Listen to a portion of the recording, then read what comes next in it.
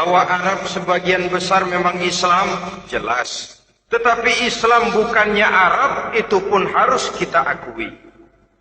Kita bisa menjadi Muslim yang baik tanpa perlu menjadi orang Arab. Dengan kata lain, kita bisa menjadi Muslim yang baik dengan tetap menjadi warga negara Indonesia yang baik. Bahwa Al-Quran diturunkan dalam bahasa Arab oleh karena memang ia turun di tanah Arab.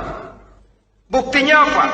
Walaupun Quran dalam bahasa Arab, tidak satu pun ayat Quran yang ditujukan kepada orang Arab semata-mata. Tidak ada ayat ya ayyuhal arabiyun, hai orang-orang Arab. Tidak ada. Yang ada malah ya ayyuhan nas, wahai manusia. Manusia yang mana? Yang mana saja asal merasa manusia. Kalau tidak merasa manusia, tidak usah terpanggil dengan ayat tadi. Maka dalam mendasari hidup dengan Islam, kita berkeyakinan Islam adalah agama untuk seluruh manusia.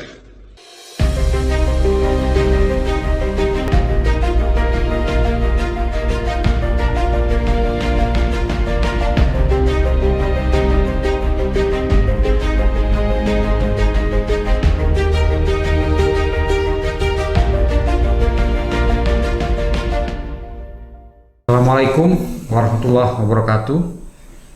Pemirsa Kupas Channel, kembali jumpa dengan saya di channel yang insya Allah mencerahkan ini. Pada kesempatan kali ini kami akan melanjutkan pembahasan tentang identitas Arab.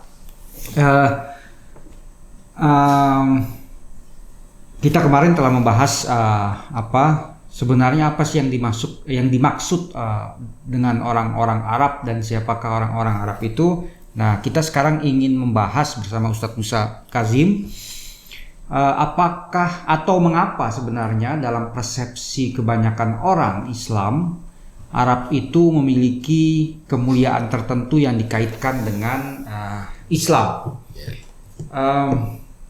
Nah, sekarang kita ingin bertanya kepada Ustadz Musa. Ustadz, sebenarnya teks suci Islam, terutama Al-Quran, bagaimana sih berbicara tentang Arab atau A'rab ya, yang antum pernah jelaskan di video kita edisi sebelumnya itu? Ya, jadi pertama kalau kita lihat dalam penggunaan bahasa, kemarin kan kita sudah jelaskan bahwa dalam penggunaannya Arab itu secara teknis itu merujuk kepada bahasa. Dan ini kita sudah jelaskan kemarin. Arabi adalah orang yang bertutur bahasa itu. A'rabi adalah orang yang bertutur bahasa itu tetapi tinggal di Badiah atau orang Badui, orang Arab Badui. Yaitu mereka yang belum jadi kota, ya, belum pindah ke kota, belum mengalami urbanisasi. Nah, di dalam Al-Quran uniknya kalau kita baca dan cari kata A'rab, maka kita akan menemukan bahwa ada 9 ayat yang berbicara tentang Al-A'rab ini tadi, yang oleh terjemahan Depak disebut sebagai orang-orang Arab Badui. Itu dalam 10 ayat itu 9-nya mengecam mereka. Kita contohkan saja, dan uniknya mengecam ini saja. Mengecam. Uniknya 6 di antara ayat yang berbicara tentang Al-A'rab itu ada di dalam surah Taubah. Nah, jadi saya bukan ngutip hadis, perkataan orang fulan yang Mengapa berbicara. surat At-Taubah unik, Ustaz? Nah, surat At-Taubah ini kan kalau kita baca adalah surat yang oleh sebagian ahli tafsir disebut surat Al-Fadhihah, surat skandal, surat yang berisi penjelasan Allah Subhanahu wa taala tentang orang-orang munafik yang sifat-sifat mereka buruk sekali, dan surah ini berbicara tentang mereka yang tidak setia kepada Nabi, ya, bermuka dua dan mengentengkan prinsip-prinsip moral dan seterusnya. Umpamanya saja di dalam surah At-Taubah ayat 90 ini Allah berfirman, wa ja'al mu'adhdhiruna minal a'rab liyu'dhana lahum wa qa'ada alladhina kadzabu Allah wa rasulahu sayusibul ladzina kafaru minhum adzabun alim. Dan datang kepada Nabi orang-orang yang mengemukakan uzur atau dalih alasan. Dari siapa? Yaitu orang-orang Arab. Benar, di sini disebutkan Arab Badui. Seolah-olah mereka terpisah dari kebanyakan orang Arab. Tidak. Ini kan kemarin sudah kita sebutkan bahwa Arab itu nomenklatur bahasa. Jadi baik dia Arabi yang bertutur bahasa Arab yang tinggal di kota, maupun Arabi sama-sama merujuk kepada bahasa, bukan bangsa dalam pengertian ras, etnik atau suku tertentu. Karena di dalam Arab itu atau penutur bahasa ini banyak sukunya, ya. Dan satu suku dengan suku yang lain itu bisa-bisa ketemunya nanti di berapa ratus moyang ke atas ya. Dan Baduy ini juga bukan merujuk pada etnis tertentu, bukan kan? Tidak, ya mereka yang tinggal di dusun-dusunnya, bukan di kotanya, belum tersentuh oleh peradaban tertentu. Nah, umumnya mereka kan memang tidak punya aturan khusus, nomaden. Biasanya orang nomaden itu yang tidak tinggal di satu tempat itu kan tidak punya kode etik. Jadi belum settle down lah ya. Belum settle down, biasanya itu tidak punya peradaban. Jadi dia melakukan kejahatan di sini atau kerusakan di sini, pindah lagi ke sana. Dan umumnya mereka suka berperang, ya.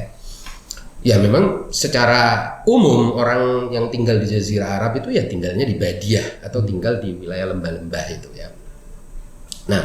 Nah di sini disebutkan al-mu'adzirun ini, al-mu'adziruna minal Arab, yang mencari-cari uzur atau mencari-cari dalih untuk tidak ikut bersama Rasul, ini dikecam, ya.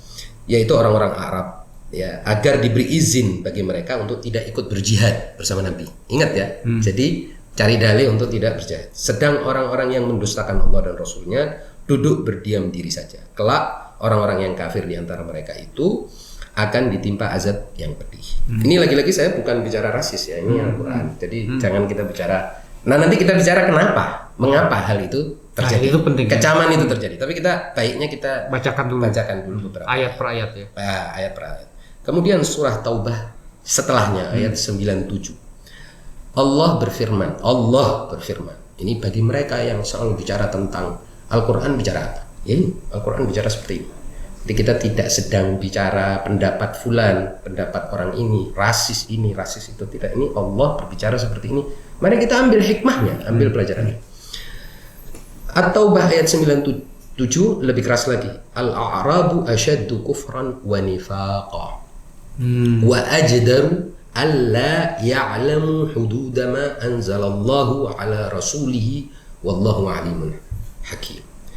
Orang-orang Arab, terserah Arab ini mau diterjemahkan seperti terjemahan Depak, versi Depak, bahwa Arab itu hanya orang-orang Arab Badui, atau Arab itu adalah semua penutur bahasa Arab secara keseluruhan. Nanti saya akan tunjukkan mengapa lebih tepat disebut umum daripada khusus Badui.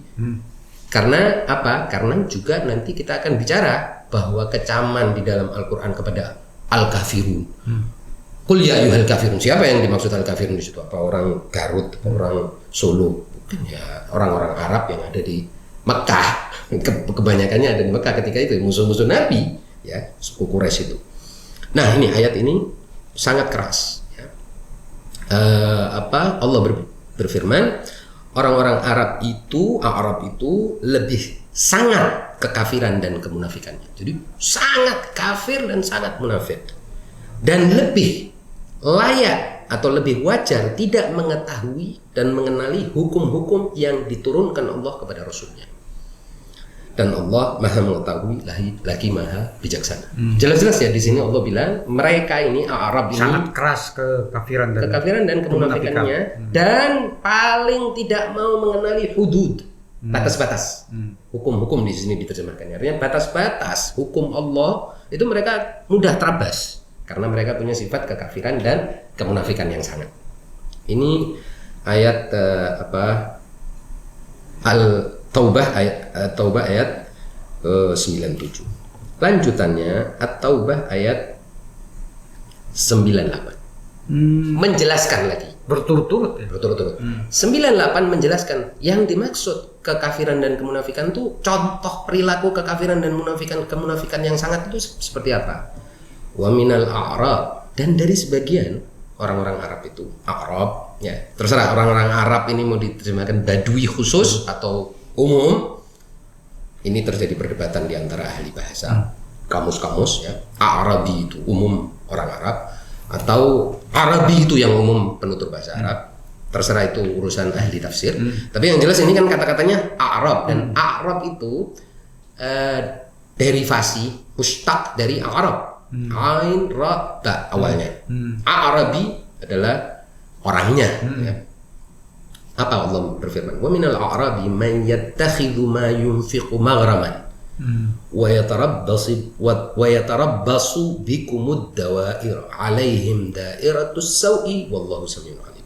Di antara orang-orang Arab itu, orang Arab Badui terjemahannya Pak, ada yang memandang apa yang diinfakkannya di jalan Allah sebagai suatu kerugian.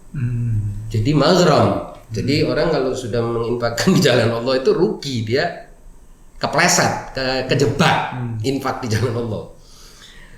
Ya kan? Dan dia orang seperti ini menanti-nanti mara bahaya menimpa Rasul dan orang-orang yang bersama Rasul, orang-orang beriman bersama. Jadi menanti-nanti mara bahaya, artinya nunggu-nunggu jatuhnya bala kepada Nabi dan orang-orang yang bersama Nabi.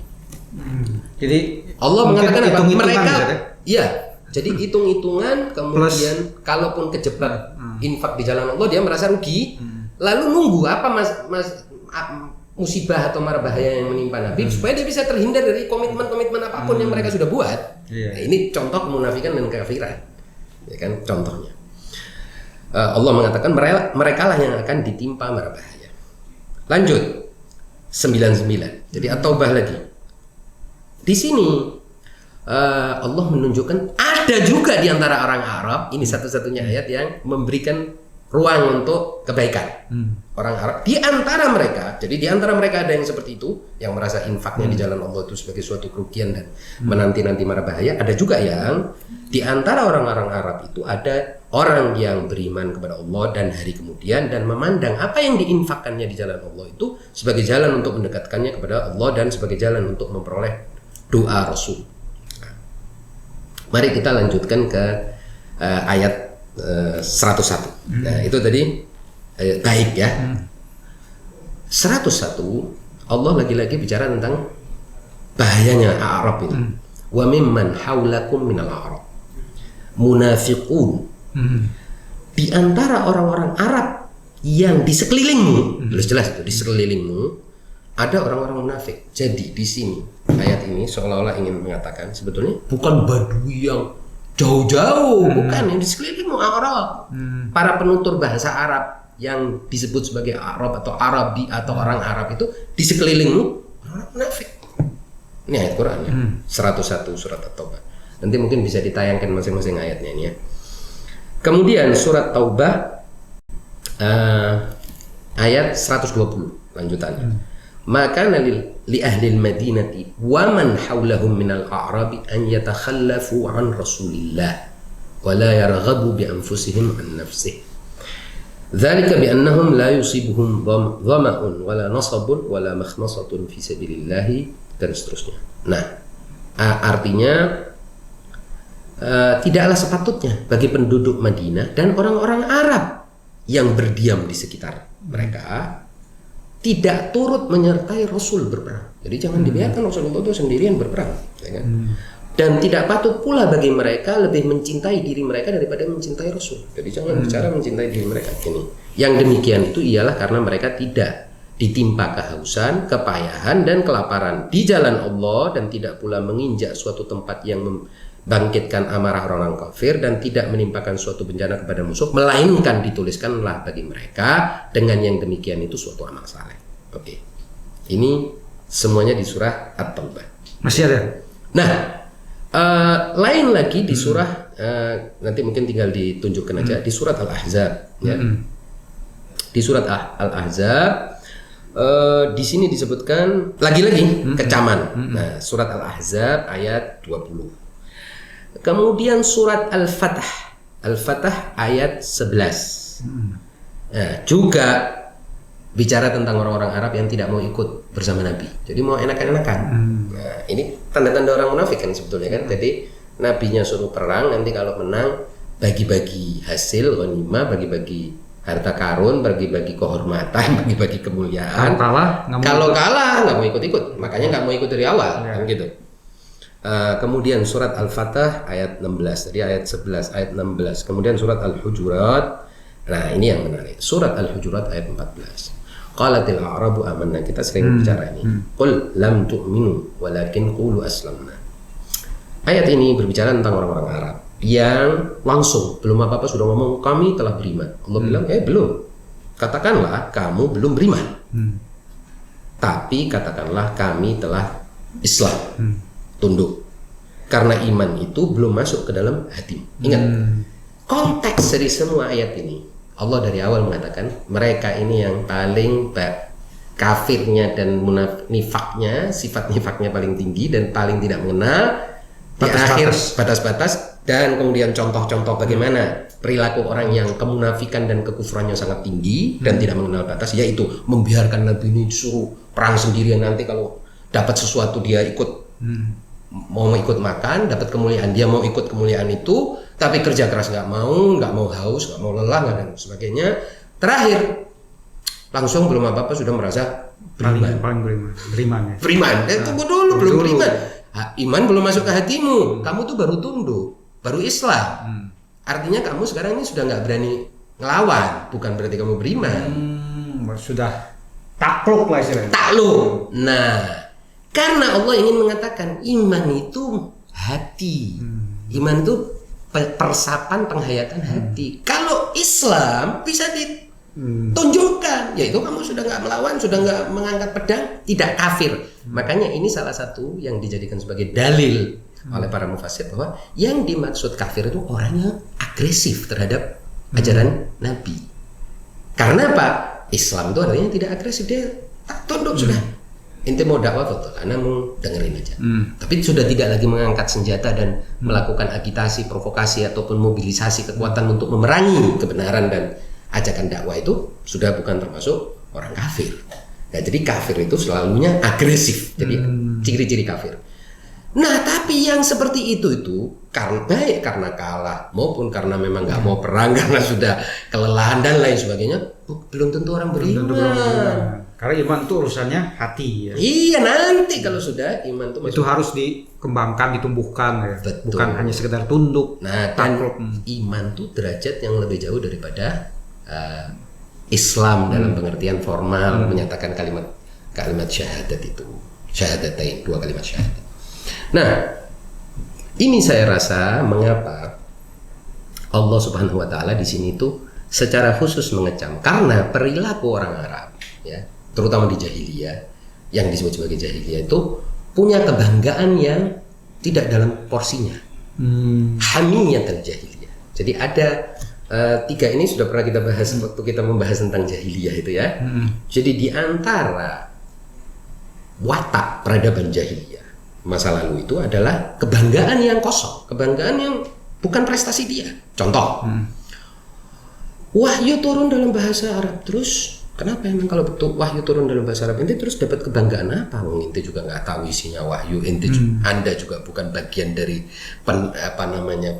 memahami wahyu. Anda juga tidak mengikuti wahyu itu. Anda juga tidak menjalankan wahyu itu. Kau ikut-ikut bangga hanya karena bahasa ini digunakan oleh Allah. Nggak boleh. Bahasa ini digunakan oleh Allah itu privilege Allah.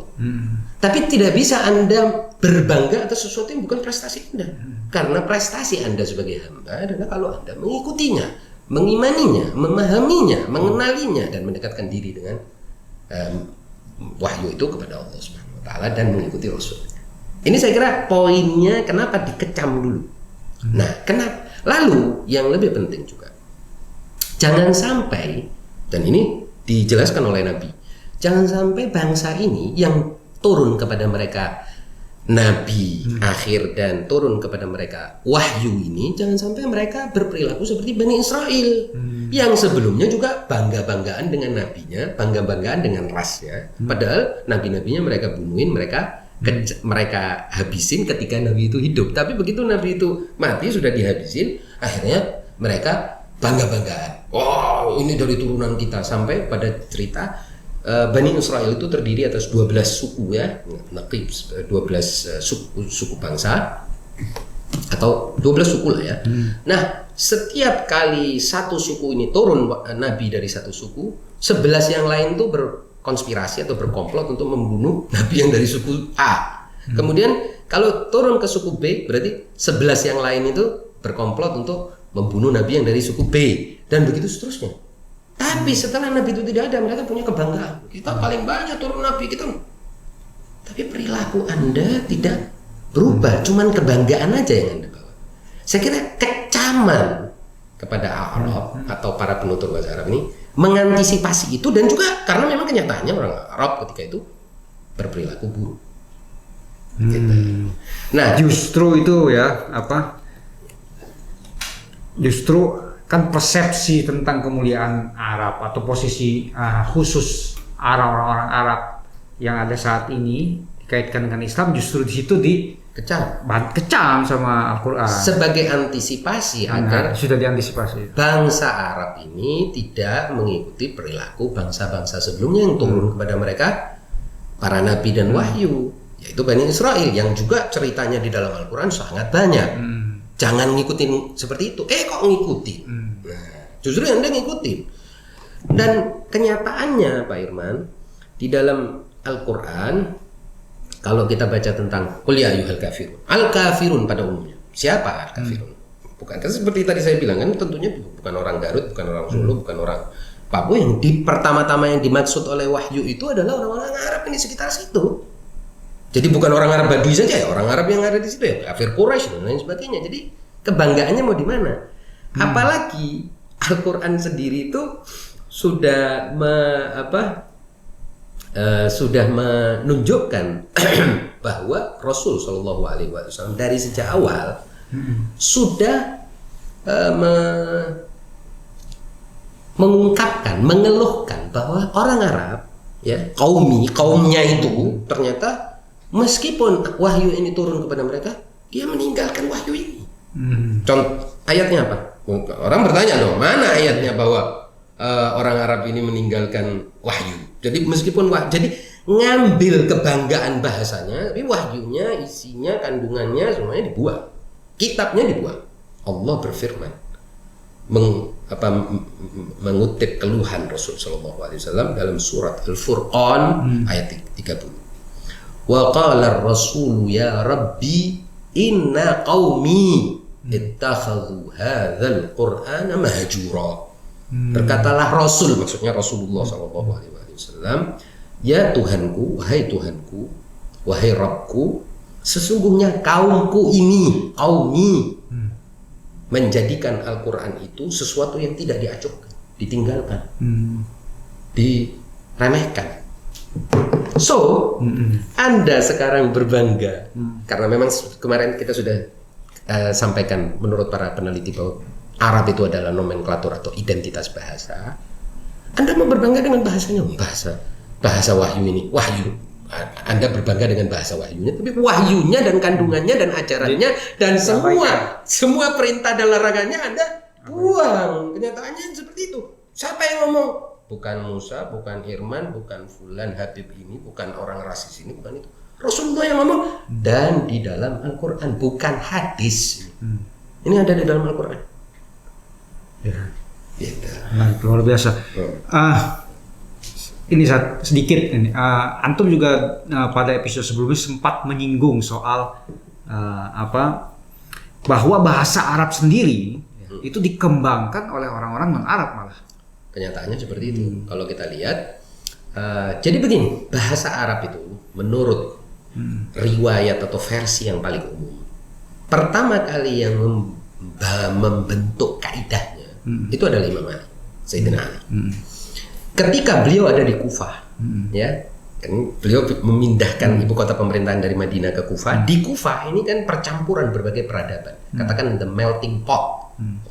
Many civilization ya. Kufah lebih dekat kepada Suriah ketika itu, Byzantium, lebih dekat juga ke Turki dan seterusnya. Di situ itu di pasar Imam Ali mendengarkan orang mulai bertutur bahasa yang tidak lagi fasih, fusha, bukan bahasa Arab fusha.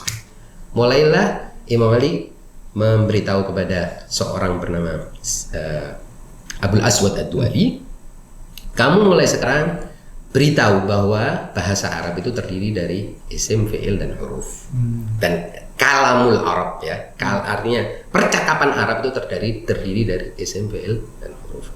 Isim begini, fi'il begini, huruf begini. Dari situlah dikembangkan kaidah bahasa Arab. Lalu Imam Ali juga yang meletakkan titik-titik. Harokat. Titik. Titik harokat. Semula Pak Irman, Anda harus tahu kitabah ya. Seni tulis itu baru establish ya, baru mapan itu setelah periode turunnya wahyu. Sebelumnya orang Arab itu memori aja, ingatan ya. Makanya kan mereka itu dianggap sebagai ummi ya, tidak pandai membaca dan menulis dan mengandalkan ingatan karena memang hidupnya pakai ingatan. Baru belakangan ada ilmu kitabah. Para ahli sejarah mengatakan kitabah, menulis seperti yang ada itu baru belakangan dicetuskan, dan Imam Ali adalah orang yang meletakkan. Anda sekarang bisa, misalnya Anda lihat itu huruf ini, itu bisa 3 kan?